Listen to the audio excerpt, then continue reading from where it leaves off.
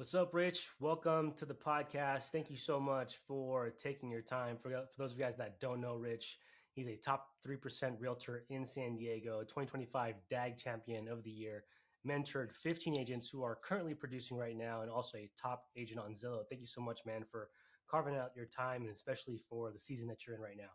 Yeah, man, thank you so much. It's been a blessing. As you can see, I'm in this pink room here, girl dad. It's the quietest room in the house right now. So, yeah, I'm happy to be here and excited to do this with you. Nice, man. How's the family? How's adjusting to new dad life? It's awesome, man. I mean, it's been the biggest blessing of my life. I'm not gonna sit here and say it was easy, but I'm just happy to be blessed that I can work in an industry to provide for my family and also not miss the super important moments. Fortunately, we didn't get all that. Pops was in the military growing up and have three siblings, so you can imagine there was a lot of time missed as Yeah. they kind of had to sacrifice. So I'm glad to be in a position where I can be available. Yeah, I feel you, man. And that pink room says a whole lot too. So I appreciate you, brother. So I'd love to Yeah. hear more and let's get into it, man. Like what originally pulled you into real estate and what about, your life before real estate still influences how you serve clients today? I love that question. And honestly, like most people won't expect this, but I stumbled upon real estate by accident. I had no intention on becoming a real estate agent at any point in my life. I grew up in a family of agents. There were always a lot of people doing it around me, but in my life, it was you either join the military or you become a healthcare provider. And that was the original plan. I went to college as a pre-med student and then quickly found out that I wasn't cut out for, another 6 to 7 years of school. So I got my real estate license on a whim and said, I'm going to try this out for a summer. I didn't realize, but I had always worked in sales roles prior to this industry. So I've sold everything from supplements to fitness to gym memberships and biotech equipment. Mm. And I really grew a liking to the structure and just waking up every day, uh, knowing that there is no ceiling. And so I figured, hey, let me go try to sell something that can really provide impact to people's lives in a positive way. So that's why I'm in real estate now. Um, and yeah, things have changed over the years on what my goals and focuses have been as I've gotten older. But yeah, real estate is looks like it's going to be home for a little while. Man, I'm pretty sure there's a lot of like Filipino Americans that can relate to that comment, man. Like there's got Yeah. to be some type of like programming code or somewhere where, hey, if you're not a doctor, lawyer, or engineer, then you're not considered to be successful, right? Absolutely. Um, Yeah. but I'd love to hear like how has your philosophy in sales changed with with your growth in sales? Because I agree with you Yeah. 100%. Like I've been in different sales positions, and I think this is probably the most rewarding that I've ever felt in being a sales position. And sales usually gets a negative connotation. Yeah, absolutely. And honestly, I think people go into sales because obviously there's an opportunity to make a whole bunch of money, right?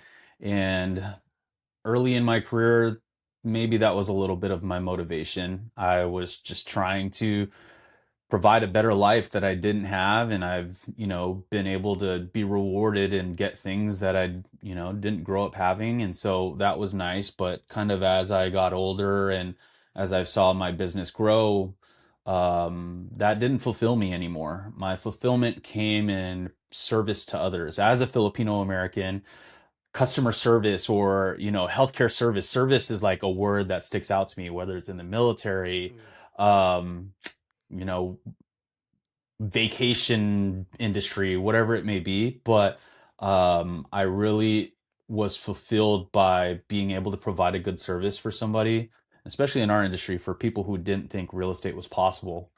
Hmm. So yeah, I live by the service, and my motto now is people over profits. So That's amazing. if you do right by somebody, you give them a good service, you will be rewarded in the end.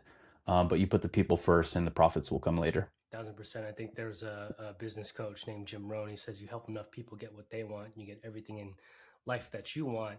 And to be Yeah. successful in this business of real estate and mortgage, like you really have to look outside of yourself and put your client first, because this is the biggest decision that anyone's going to make in their life besides getting married, 100%. right? And besides Yeah. having a baby. 100%. I'd love to hear Yeah. more. Like, what type of clients or real estate situations really bring your best work out, and why? You know, no two transactions are the same. No two clients are the same. Honestly, when I, think about like what I'd love is like the easiest client, happy go lucky, listens. Um, but that kind of gets a little boring for me. Hmm. And I've got, like undiagnosed ADHD. I love solving problems. I love puzzles. And my best work comes when our back is against the wall and there's a problem that needs to be solved. So yeah, everybody loves an easy transaction, but I think I find that I enjoy the ones that have a little bit of stress in it. Yeah, absolutely, man. Especially like, for the families that really need that help and need that extra guidance, and they have a perception on like what they needed to do, and in reality, like they need to put other things in play, and to be able to Yeah. play that instrument and role, like, it just feels more Yeah. rewarding at the end, right? Yeah. Yeah. And nobody comes in with the same factors. Everybody's different. Every client's different. Finance situation, credit profile, things they're working with, decision makers. There's just so many different things that you're dealing with. And it's just up to you to be able to adapt to all those situations and be able to create a roadmap that makes sure they're feeling like they're supported. So, 1000%. Can you yeah. walk us through maybe like the most memorable like buyer or seller experience that has really stuck with you today? Like I love that question, but it's so hard to pinpoint one only because I've dealt with everything under the sun Mm-hmm. from the happiest moments, first time home buyer, first generation American buyer, a VA buyer. I've dealt also with sellers who have been going through terminal illnesses and inherited properties and divorces. And so there's not one that stands out to me. I think they're all equally important, but I will say there's nothing like handing over keys to somebody who never thought it was possible. Um, I've cried with clients. I've had celebratory shots with clients, and I can't really pinpoint one, but something more recent, definitely somebody who joined the military, realized that they had a VA loan very early on, first generation, here in America, and came from very tough beginnings, Hmm. and the feeling of joy they had when they got to unlock the door for the first time, that almost brought me to tears. So yeah, that feeling never goes away, and that's what we do it for. Absolutely, man. And I get jealous sometimes because you guys as realtors, I think you get to see, you get to see it firsthand. You're in the fields with them at open houses. You're Yeah, helping them make negotiations, and then at the end yeah. of the day, like, you're there to give them keys and to see all that emotion firsthand. It must be a lot. How do you adapt to that, and how do you keep your cool? Or does it always just, it never gets old for you? It doesn't get old to me, and if it does get old to me, then it's probably time to find something else to do, because then there's no emotion to it anymore, and there's no motivation to it anymore. So, every experience is different, but I just, I ride with the emotions that the family's feeling. That's awesome. That's awesome, man. Yeah. So if someone was looking to purchase their first home in the next 6 to 12 months, what would you say are the top three things that they should be seriously taking a look at before touring homes? Okay, so three things. I would really dive deep into your finances first. Just understand what's going to make the most sense for you, from a monthly payment perspective, and really getting a grip on like expenses from a monthly, like an income to expense kind of ratio. A debt to income is what we call it. Hmm. Get comfortable with that. And in order to get comfortable with that would be the second thing. Have a conversation with a lending, partner early on. I think everybody thinks they have to make those decisions when they feel like they're ready. There is no perfect time. I think the perfect time is actually to do it 12 months prior so that it gives you the opportunity to prepare for all the things, whether it's pay down some credit cards or save up X amount.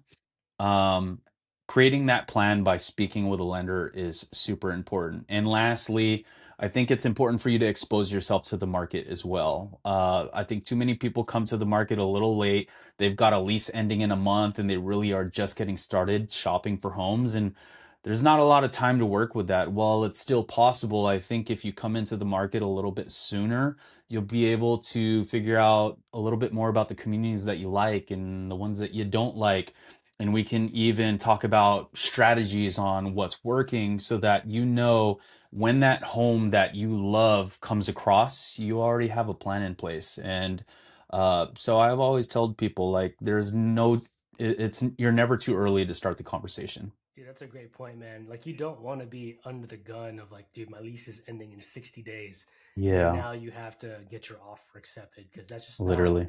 a fun position to be in, right? It's stressful, and we try to make this as stress-free a process as possible. But, it's possible. Everybody has different situations and we're meeting people at different times. Hmm.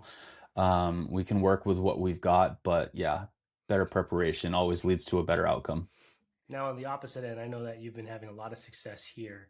If someone were to look to sell for the first time in the next 6 to 12 months, what should they be doing or Yeah, avoid doing? You know? yeah, I mean, it's crazy. I was just talking to a partner about this and a client actually recently while we were out touring homes, and it surprises me sometimes the condition of these homes that are being put on the market. And obviously, some people are in different situations, but a little goes a long way when you're getting your home ready for market. So painting things like baseboards or cleaning windows, like all of these things are feelings or just getting rid of smells inside of a home sometimes. That's huge. It's crazy, right? I'm surprised at what products some of these agents are bringing to the market because I know that I would never put my name on that. And Yeah, so for a seller, my thing, and then also like a lot of sellers who like to go above and beyond want to put some money into remodeling the home and think it's going to turn them a good return.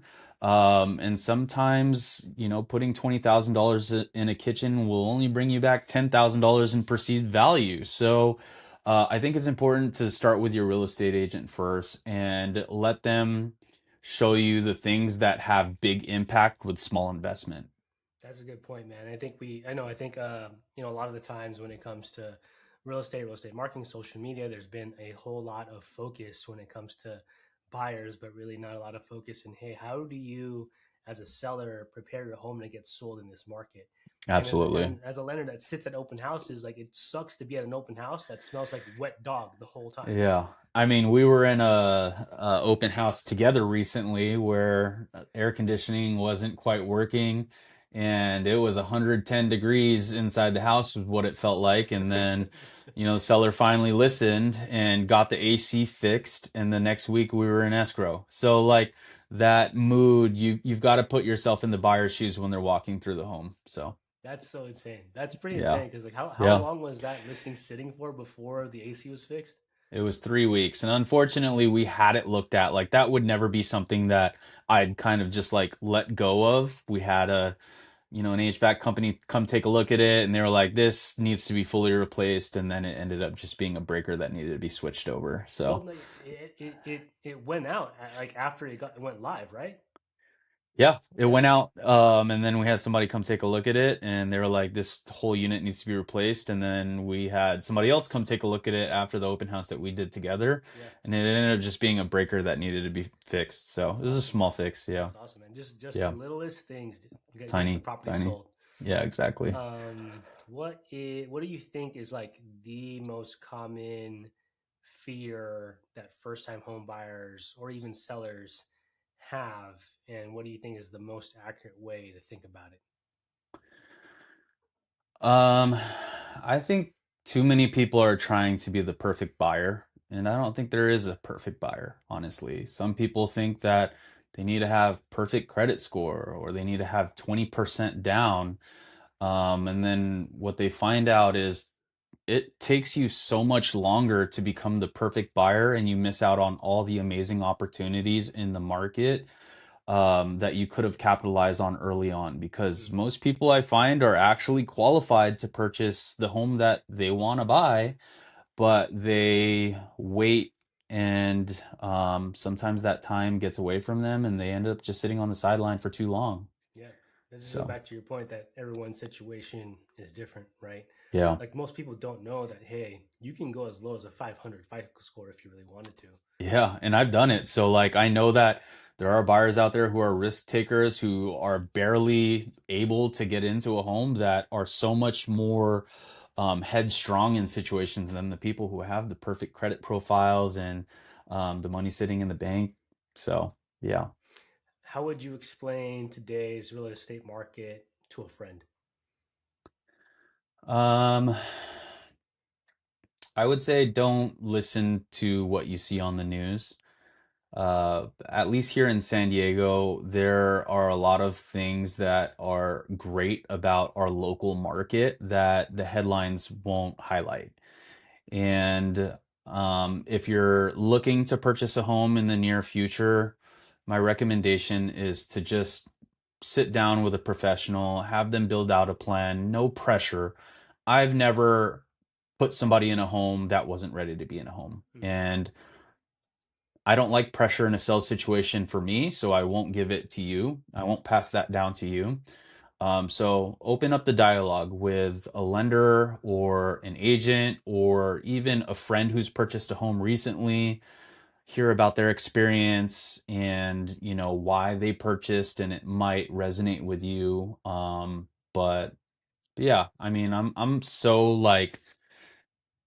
low pressure when it comes to friends wanting to purchase homes, because I'm not the type of person that's going to push somebody into something they're not ready for. But have the conversation, show some interest, and let's develop a plan together. makes sense, man. Now, just for like the everyday buyer or seller, like what do you feel like that you're seeing in the market that they may not realize from watching the news?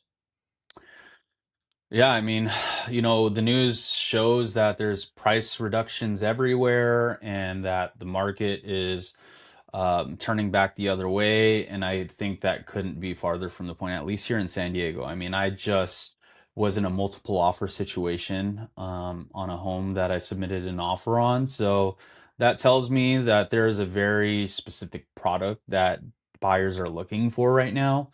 And you could see in one area a home sitting on the market for 45 days, and a mile down the road it could have 7 offers on it. So That's insane. it's really important for you to educate yourself on the like hyper local markets in your area, because there's great opportunity everywhere.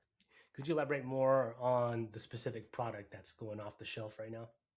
Yeah, I think there's a lot of buyers who are looking for turnkey product right now. So we're seeing a lot more flipped properties on the market that are going faster, or just homes where their clients have taken a little bit more care of the home. And then the homes that they're not investing the money to make it shine in their marketing, it's just not attracting the buyers right now. A buyer is going to buy what they want, and that provides the least amount of stress. A home they can literally get the keys, unpack their boxes, and start living.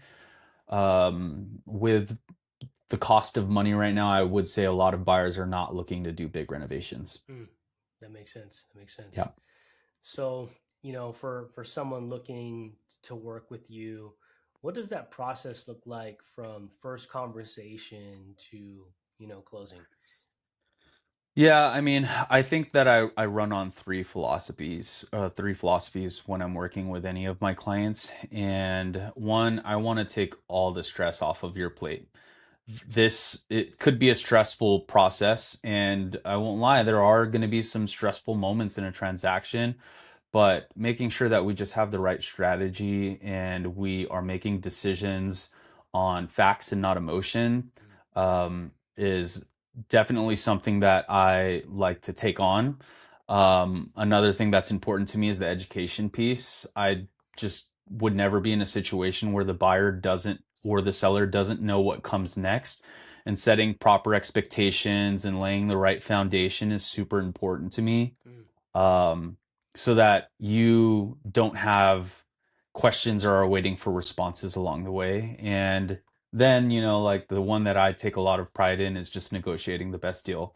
I am always negotiating for my client as if it was a home that I'm going to be purchasing, or even, a family member is going to be purchasing. And sometimes it might even mean we're walking away from a deal because you could find so much better out there.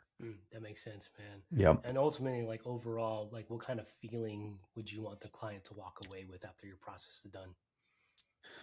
That's a good question. I mean, that's kind of, I hope that it's a good feeling, right? But I want my clients to know that, or feel confident in the decision that they made and happy with the results that came, and that they would be willing to refer me over to a family or a friend to get a similar service. Makes So, sense, man. yeah. Now, for the agents listening, this is more so about building your business, right? What would you say is the skill, system, script, or habit that has the biggest impact in building your real estate business? Um, I think the one thing that transcended my career to the way to where it is now is go join a team. Go join a team that can provide opportunities for you, that can teach you and train you and give you all the script practice. A lot of people are super worried early on about splits and making 100% of their income when they close a transaction, but 100% of nothing's nothing. So I would not be focused on the money early on in your career. Yes, getting a good split is still important, but there's teams out there that will give you a good split, provide lead opportunities for you, educate and train you, and just make you feel like you're not doing this alone. Because unfortunately, that's one of the things that I did in the beginning. And it took me quite a bit of time to learn all those mistakes when joining a team could have cut those corners for me faster. Yeah, you can focus on the fish and just eat that fish for a day, or Yeah, you can learn the skill set and you have fish for the rest of your life, right? I love that. Yeah, yeah. Um, what would you say is one challenge, mistake, or lesson that has really stuck with you and made you a better agent? Um, I don't think agents talk about this part of real estate enough, but I've I've had family and friends purchase with other agents, and that used to really eat away at my soul because I feel like I'm good enough to serve everybody. Mhm. And maybe, there's somebody else in the mix or a conversation that just happened sooner before I could get there. But I no longer lose sleep about those types of things. I think that there's enough business for it all to go around, and maybe when we're in a good fit for each other.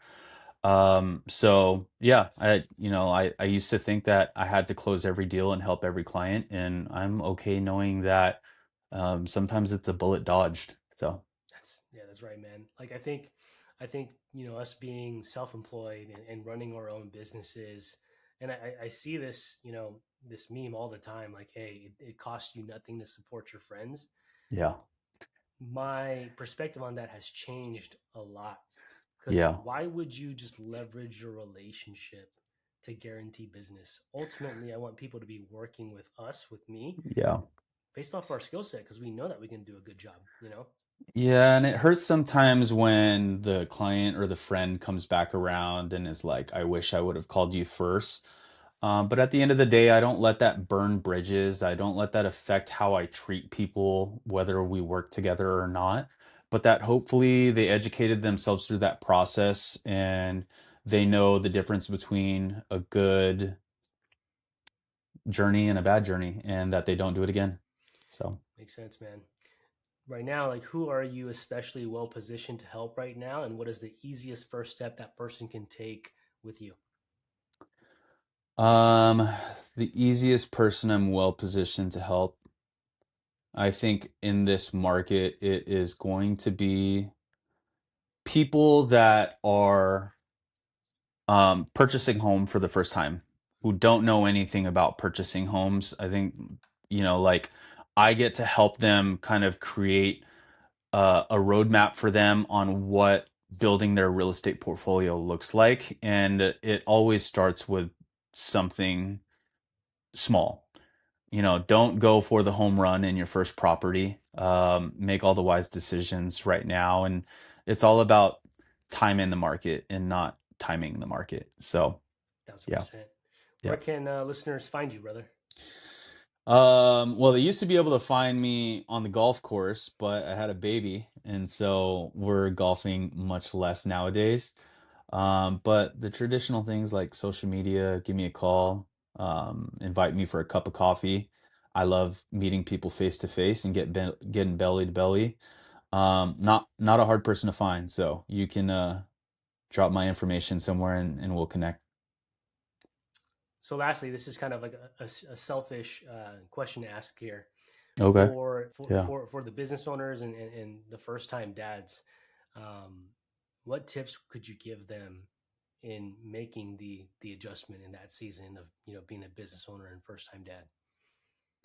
I think it first starts with clear communication with your partner and being proactive about your schedule, trying to forecast all the things that are important to your family and that are important to your business, and not trying to take things day by day because although that seems like the thing that we auto suggest, I think it's important for you to just have clear communications with your partner and your business partners and your clients.